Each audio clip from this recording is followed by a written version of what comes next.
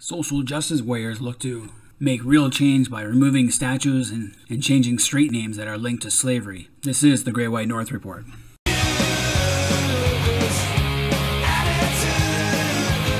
So with this CCP pandemic that's been going around, we have a lot of social justice warrior nuts running around looking for ways to make life more difficult. Here in Toronto, we got a petition calling for Dundas Street to be renamed.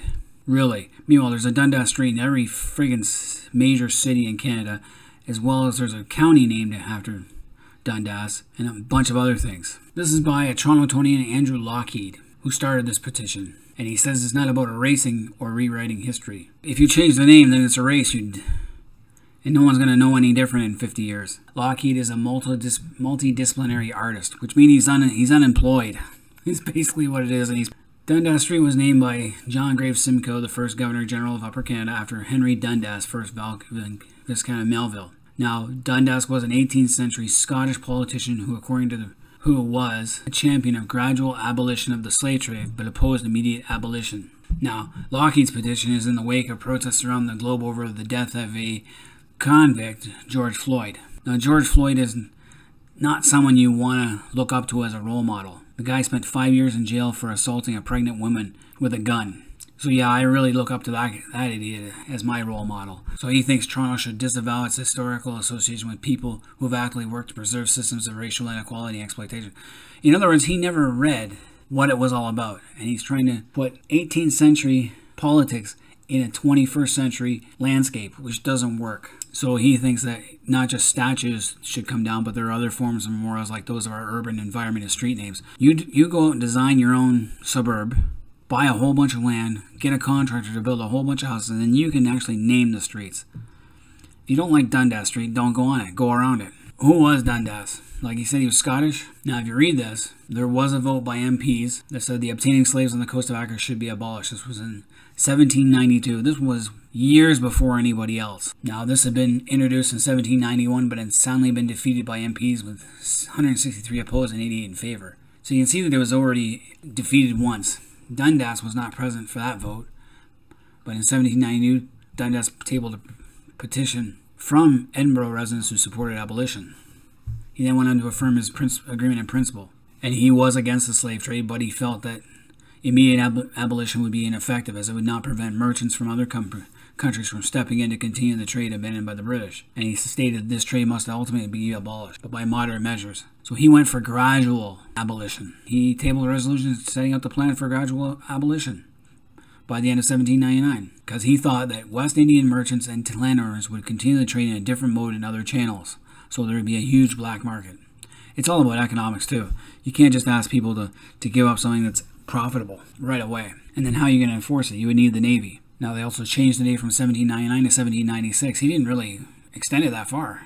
So by 1796, the political climate had changed and the economic advantages of abolition had become apparent. Dundas's move.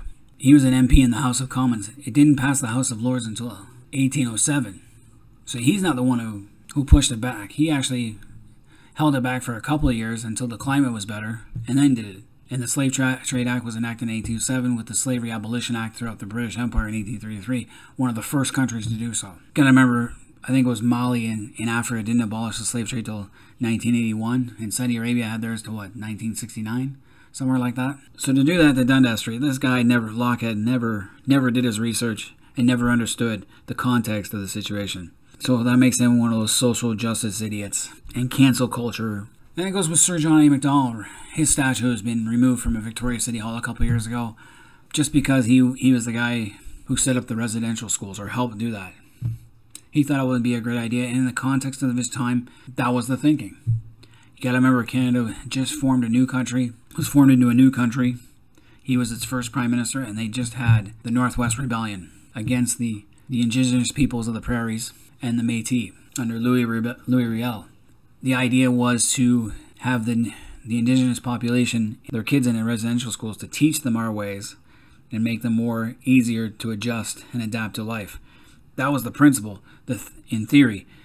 In reality, it doesn't work like that. It was a terrible place and a terrible idea and would never be put into play today in Canada. But Sir John A. Macdonald was a visionary. If it wasn't for him, there would be no Canada yet at that time. So taking down his statue is a travesty. Great men do great things and also have great faults. Not everything they do and say is going to be great. So I agree, it's not right that our history is being ripped right out and gutted down. When I visit places, I like looking at the statues and seeing what they are, reading about them. And I hate the cancel culture that we have now. We have more pressing problems than worrying about that. So buildings get renamed, monuments full in recognition of oppression of Indigenous peoples in Canada. The statue of Henry Cornwallis, governor of Nova Scotia, is controversial because his bounty on the scalps of the Micmac people. Well, it was done in revenge for the Micmac people also ambushing white settlers, and white settlers encroaching on native lands. The Micmac were more in line with the French than the English at the time. So you got to put in the context of the time.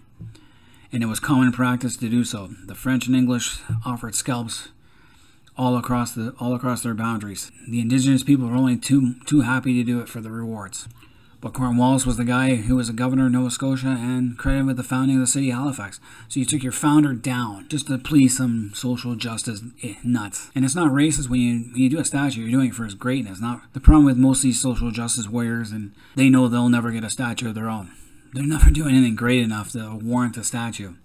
They're having the same problem in the United States where U.S. Civil War monuments are going down. Hell, I hope they never get to Gettysburg because there are literally thousands of statues there. Prime Minister Trudeau, he is a panderer, and he'll jump on any bandwagon as long as it gets some votes. He renamed the Langevin block on Wellington Street in Ottawa opposite Parliament Hill. He renamed that building. Langevin was a father of Confederation and a prominent member of the first couple of cabinets. He was a proponent of the residential school system. Now he has his fault. So then we come up to this latest one, the walk against Winston Churchill. Winston Churchill was the most influential person, I think, in World War II on the Allied side. He did more to help us win than anyone else as far as a political motivating leader. His statue was erected in Halifax in 1980 for recognition of his role in World War II. All because Churchill was quoted as saying, "I'm strongly in favor of using poison gas against uncivilized tribes, as will spread a lively terror." He was talking about tear gas, not mustard gas or anything like that, by the way. And I hate Indians. He's not talking about the Canadian Indigenous tribes. He's talking about the people of India. They're a beastly people with a beastly religion. The famine was their own fault for breeding like rabbits. He's talking about the Bengali famine back in 1943 at the time when World War II was raging. At its height, there was a huge famine, and instead of sending food to the Bengal provinces, instead sent it to Europe. So he did have his faults, but you got to remember his time. Churchill had served in the British military. He was in Sudan when the relief force was sent to Khartoum, and he fought the Mahdists. He also served in World War I in the Admiralty, and he was the leading politician. If it hadn't been for Churchill, the Nazis might have won the war. Britain might have actually sued for peace. And then where would we be in this world? George Orwell's 1984 comes to mind. Now, Kaznabish is an anthropology professor at Mount St. Vernon. He spoke at the walk against Winston. Now, he agrees that Churchill is an interesting figure, and it's absolutely vital that we honor the memory of people engaged in the struggle against Nazi Germany in that period of fascism.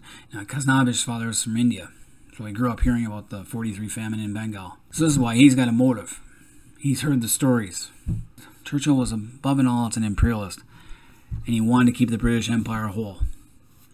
When you're a politician of his magnitude, that is your purpose. You do not want to be the guy known as the guy who destroyed the British Empire. And of course, he's going to say some awful things. Snobbish, he's willing to continue to celebrate what he thinks is a myth is meant to celebrate, which is grassroots anti-fascist resistance. Great men define history. That is true. Millions of people actually make movements move. But no, it takes a great leader to move those millions of people. That's what he forgets. Martin Luther King and Malcolm X were icons. And he talks about Gandhi, which was a hero of Indian independence, but look what happened. India split up into three separate units, and they fought 3 wars, and there were millions of people who were displaced and killed. Gandhi himself was assassinated by his own people, a Hindu nationalist. You gotta remember, great people do great things, and yes, at times, they are wrong. But without Churchill, we would be in Orwell's 1984. Which goes to my last point, like, if we start removing those kind of statues, then we have to remove Tecumseh. Because above all things, people forget that Tecumseh was not one of the indigenous peoples of Canada. He was not from here. He was from the Ohio Valley, and the Shawnee originally came from the Appalachian areas. Tecumseh had no real interest in defending Upper Canada and the British colonies. He allied with the British because that was the only way he could stop or at least slow down the American expansion into the Ohio Valley. He's best known for his one great victory at Detroit. He was not present at the River Raisin, and the 2 sieges at Fort Meigs were failures. Though they did defeat an American relief force in the first siege of Fort Meigs, they failed the second siege. They also failed to take Fort Stevenson, which was a disaster. I've read his biographies, and he did not like the people of Upper Canada. Nor was he overly fond of the British, thinking back to Fallen Timbers, where the British shut the gates of the fort to the natives. So those are things you have to think about when you're also talking about other icons. The only reason he's a Canadian hero is because of Detroit, and because he actually died in his last battle of Moraviantown on Canadian soil. I personally like Tecumseh and like to see his statue. I visited this one, and I visited a couple others that are of him, and even been to the battle site. Questions: what to do with Canada's colonial statues and street names? Leave them as be. They're not hurting anybody, especially the statues. Those people are long dead and can't defend themselves. If you have any beef with him, you should have had it years ago when he was still alive. As far as street names goes, like I said, every time we have a new housing development going on, we can name our streets into indigenous names. We already do that. We have so many cities, towns, and street names that are indigenous. Mississauga, Toronto, Ontario, Niagara, Algonquin Street, Tecumseh, Ojibwe, Oneida. The list goes on and on and on how many names are actually native, indigenous. And as time goes on, we should have more, but not at the expense of changing some name. This isn't Orwell's 1984. Anyway, any Canadians out there, let me know what you guys think about all this social justice warrior bullshit and the changing of street names, buildings, and tearing down statues. Till next time, this is a Great White North Report. I'm out of here.